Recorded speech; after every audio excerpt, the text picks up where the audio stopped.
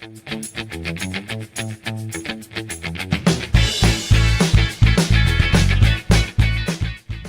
everyone!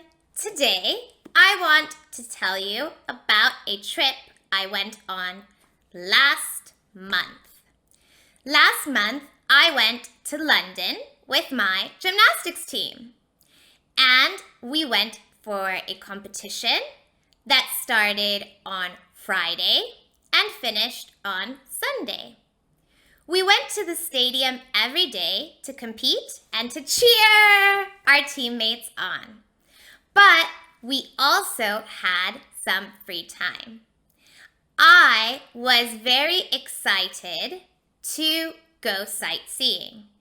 I went shopping, which I love, and we all went to see the Big Ben, which we wanted to see.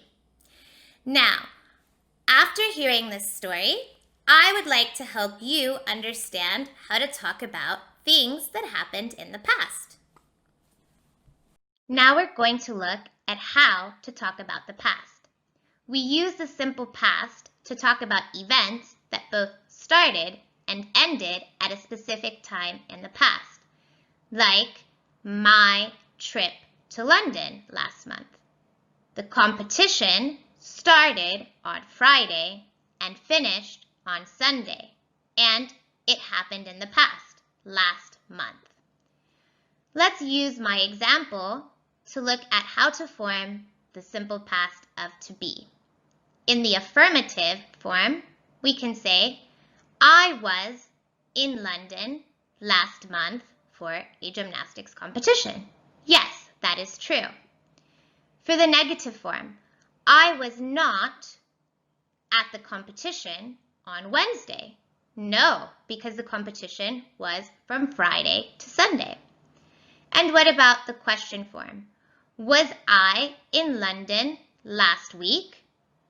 No, I wasn't. I was in London last month. Okay?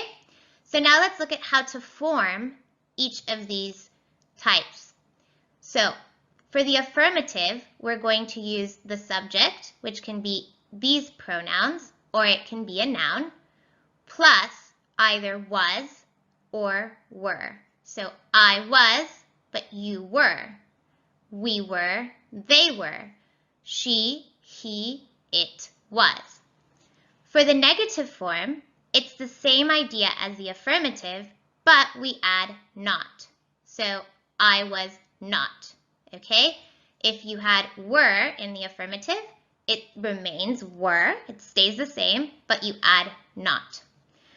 For question forms, you're going to change the order. Instead of the pronoun or noun being first, you're going to have it be second.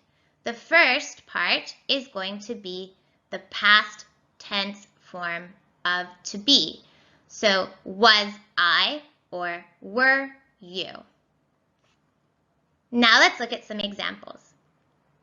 In exercise 10, you're going to choose the correct form of to be in the simple past. The best way to do this exercise is to look for the subject of the sentence. For example, in A, the bus stop.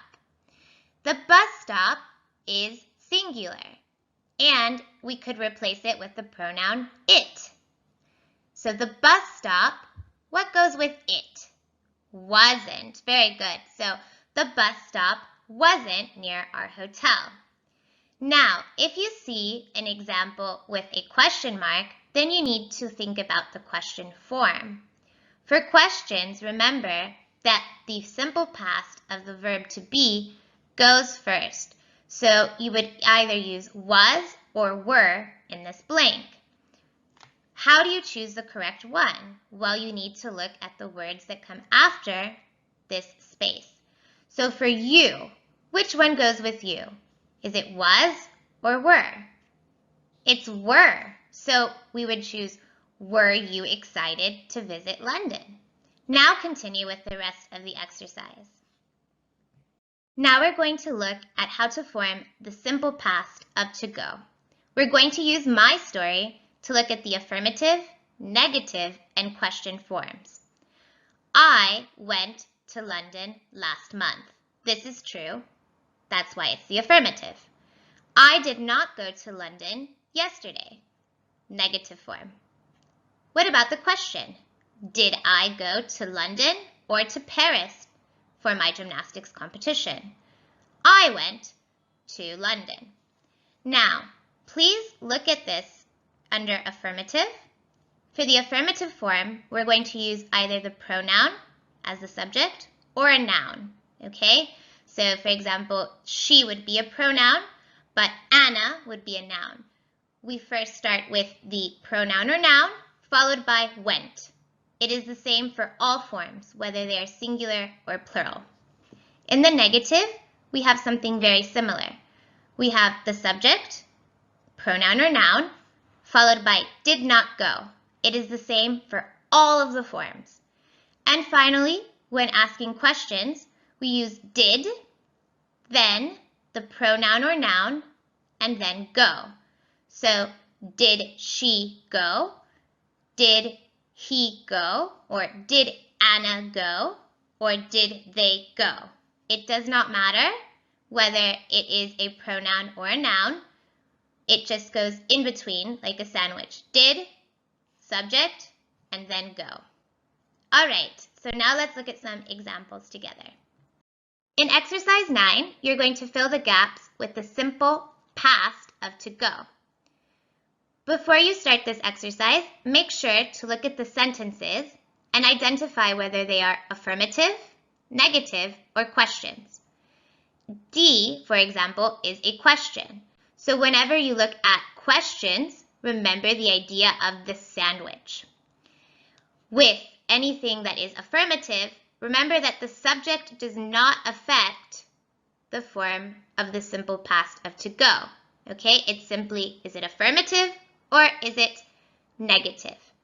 That is the only thing that you need to identify for affirmative and negative sentences to know the correct form of to go in the simple past.